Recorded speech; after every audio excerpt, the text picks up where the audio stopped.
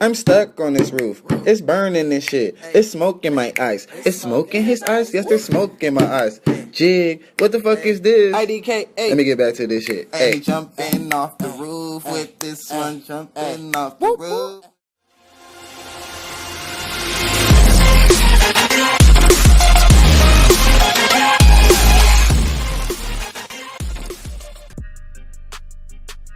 What's going on?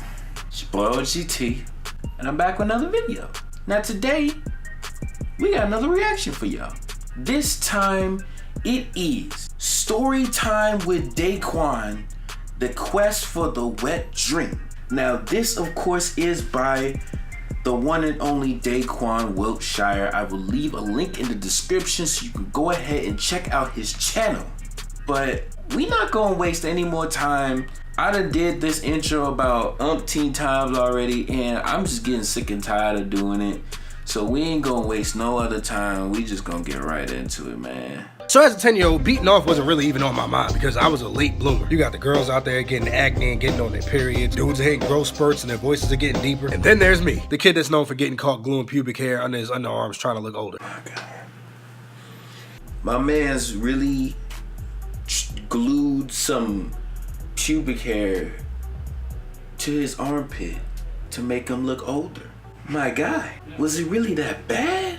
I know I had it a little bit rough growing up, you know, with puberty and whatnot, but I didn't go so far as to gluing pubic hair on my armpits to look older. And I don't know anybody else on this planet that have grown pubic hair to their armpits to make them look older. Was you really that desperate? My God. Out there who tried that. Like, I can't help it. I was really trying to keep up with everybody, and I knew damn well I wouldn't. Now, see, the thing is, I knew I wouldn't mature as fast as everybody else. Because when my friends really started getting the girls, getting girlfriends, kissing them and everything like that, I'm still trying to act like I don't even like them. My dumb ass over there talking about some, ew, girls are nasty. But then I go home and fantasize about fucking girls like Kim Possible and Sailor Moon. The mind of a 10-year-old prepubescent boy is really fucking weird. But I say all that so y'all can see how immature I was and how determined I was to mature. And since that growth spurt wasn't coming anytime soon, I knew there was only one thing that I could do. I gotta have a wet dream. That's like the ultimate proof that I have matured. If I couldn't get underarm hair, get taller, or my voice don't start changing, then I gotta bust a nut. And normally that's how it goes. Like, I normally don't plan on having dreams like that, but you know, they just sort of happen, because you know, they just kind of happen sometimes. You know, you don't be planning on it. They just happen. Cause it's like half the time I don't even be remembering what my dreams are.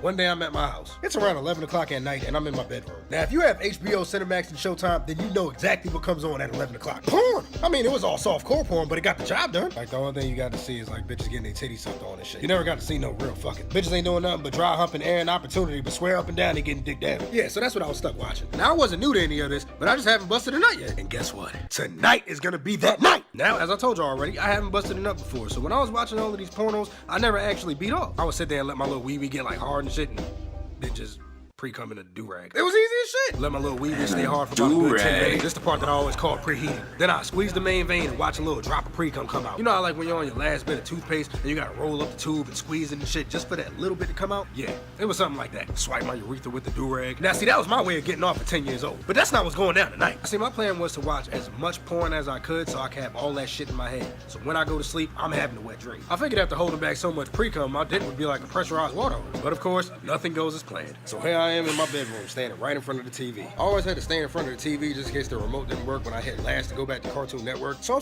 oh my gosh, bro. I remember I had those TVs like that where the TV remote wouldn't work and you had to physically get up just to hit last on the TV. Hit last on the TV.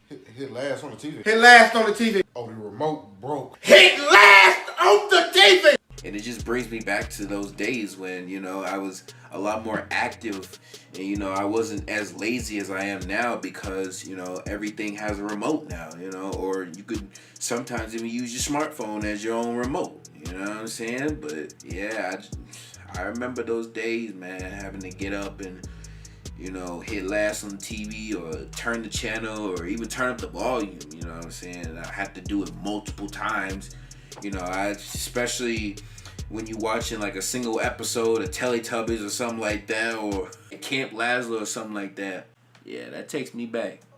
Scrolling through the channels, the first channel I hit is HBO. Now, HBO never had the softcore pornos. They always had like the documentaries, like Real Sex or the Cat House joint and motherfucking Taxi Cab Confessions where niggas fucking trainees and shit in fucking Hawaii. Niggas reach for the pussy and grab a handful of dick and the girl looking at him like,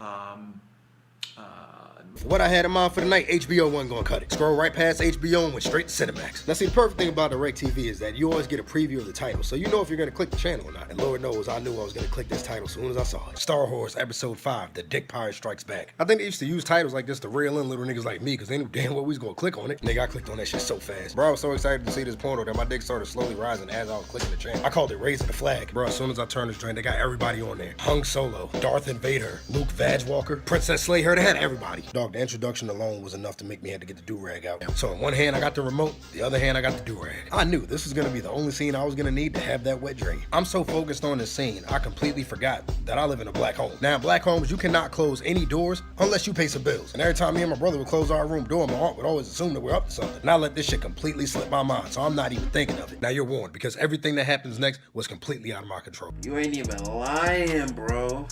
Especially at night, you ain't even lying.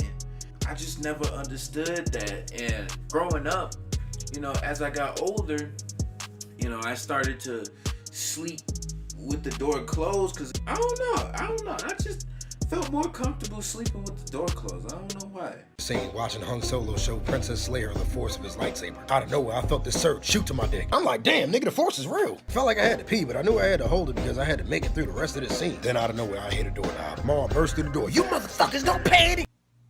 That was it, bro. I knew shit was about to get real. I turned around, I swear I heard Goku yelling at me like he did Gohan when he was fighting Cell. I heard him kept yelling at me to release my hidden power.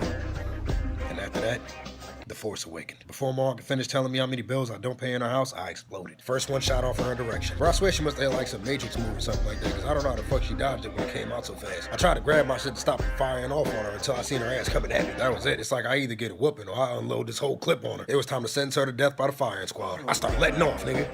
Bah!